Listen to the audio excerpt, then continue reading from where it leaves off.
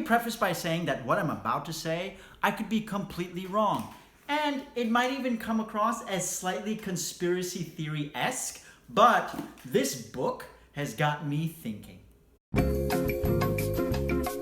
Here's the situation that we're in according to James Rickard. The world economy is experiencing a deflationary trend, which basically means inflation is going down and down and down and down and down, despite having near zero interest rates. Now, why do the central governments and the central banks of the world want more inflation? Well, remember, inflation reduces and eats away the real value of the dollar. And remember, central banks are funding the growth of economies around the world by leveraging debt. So higher inflation eats away the real value of the debt, which means they can just keep on taking more debt to fund growth. But here's the problem that central bankers are facing. Even though they've kept interest rates near zero, inflation hasn't been really going up. It's been kind of on a downward trend, as Rickard mentions. So now, if inflation is going down, even though interest rates are almost at zero, what's the only recourse for the central bank? Aha! The central banks of the world will have to charge negative nominal interest rates. What does that mean? That means they will charge you for saving your money. But how are they gonna get away with that? Well, they can't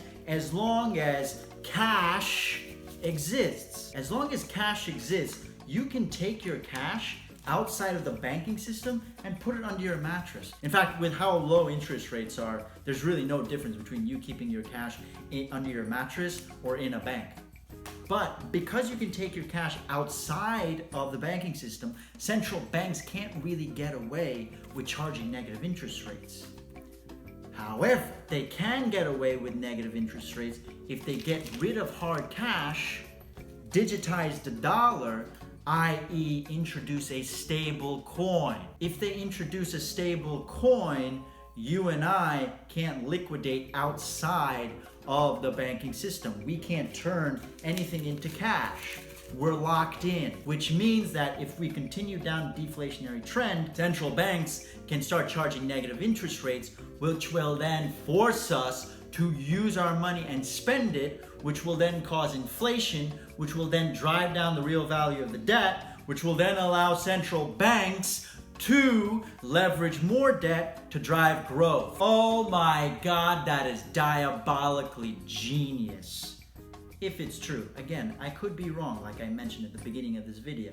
And I know this sounds like a conspiracy theory, but it's really important to get this book. Read it. But it's very, very, very, very, very interesting, the argument that Mr. Rickard makes.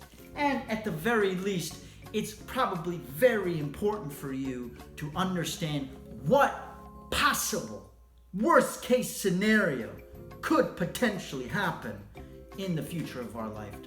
So here's what I suggest to you. Stop going to One Oak. Stop going to Starbucks.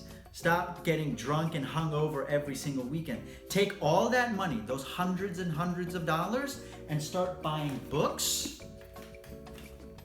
and get financially literate so that you don't get bent over by the banking elites and fucked up the ass. Happy Monday.